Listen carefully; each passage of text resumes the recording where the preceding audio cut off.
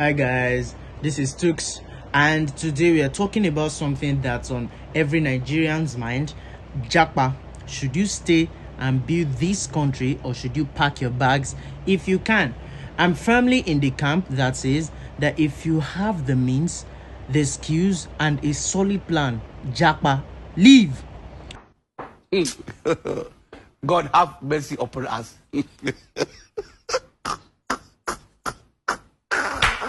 Go and have a better life for yourself and your family. Send money back, gain experience, and maybe even invest from afar. But staying, Nigeria isn't going anywhere, but your prime years and potentials, those are ticking away. Before I make my full case, let's address the common arguments people make for staying. People say a lot of reasonable sounding things. We're going to be laying them out honestly and countering them with straight talk. Nigeria is our home. We must stay and build it.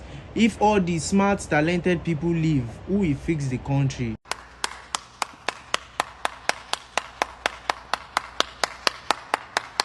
It sounds noble, but it is simple emotional blackmail that ignores reality. Nigeria has over 200 million people. The talented ones living are just tiny fraction. The real brain drain happened because the system has failed to retain the talent for decades. Bad governance, corruption, insecurity, and economic mismanagement. Staying to build while struggling daily will often mean burnout without impact.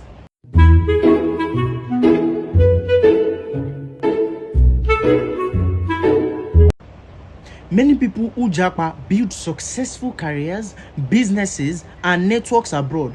Then they remit billions in foreign currency. And by the way, this is one of Nigeria's biggest revenue sources after oil. Some return later with capital, with skills, and global connections to invest properly. Forcing everyone to stay in a dysfunctional system does not build anything. It just creates more frustrated citizens. And you can't even pour from an empty cup. So now my advice with this: secure your own oxygen mask first. Now some of you might say abroad is not easy. People are struggling there too. Menial jobs, racism, loneliness, high cost of living. This is true. Nowhere is perfect. Stories of people regretting JAPA or facing hardship actually exist. Selling everything and ending up broke, it can be painful. But to compare, in Nigeria, you face unpredictable inflation, you face fuel scarcity, you face power outages, you face kidnapping risks, and a system where hard work often does not pay due to nepotism and corruption. Abroad, the challenges are real: cold weather, cultural adjustments, starting over. But you have the rule of law, you have reliable infrastructure, you have better healthcare, you have education, and you have good opportunities. Many people who struggle abroad still have a stable income, access to loans, functional systems, and peace of mind that lets them plan long term.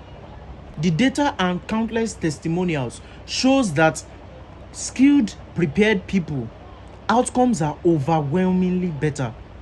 Don't romanticize staying because of failure stories. Plan properly, and the probability tilts heavily in your favor. Loneliness, build your network. Racism, it exists everywhere, including tribalism. At home, at least abroad, institutions protect you more. Some of you might say you can make it big in Nigeria if you are determined.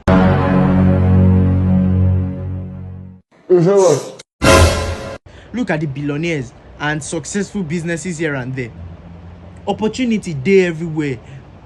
Now, yes, that is true. A few people make it big. Resilience is real, and some people actually thrive despite the odds. But that's survival bias. For every success story, millions grind endlessly with little to show. Doctors without equipment, engineers without power or tools, graduates without jobs, businesses killed by policy flip-flops and multiple taxations. The hustle culture is admirable but exhausting.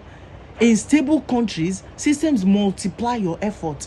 Predictable policies, infrastructure, funding access. Nigeria's environment often subtracts from your hustle. If you're already successful here, great, leverage it to expand abroad. But telling average youth to just hustle harder while the macroeconomic fundamentals are broken, that is unfair. JAPA is not quitting. It is strategic relocation to where your hustle yields better returns. Some of you might say family, culture, food, community. If you replace Nigeria, abroad you go day lonely and you go regret that. Your stay here is only for a while. Yes. After some time, you all will go back to the village where you belong. Yes. Have you heard me? Let's go.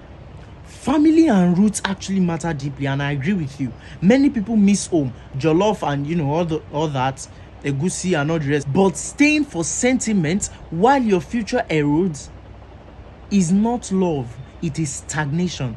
Technology bridges gaps, video calls, remittances, visits. Many people actually build stronger families abroad with better security and resources for kids.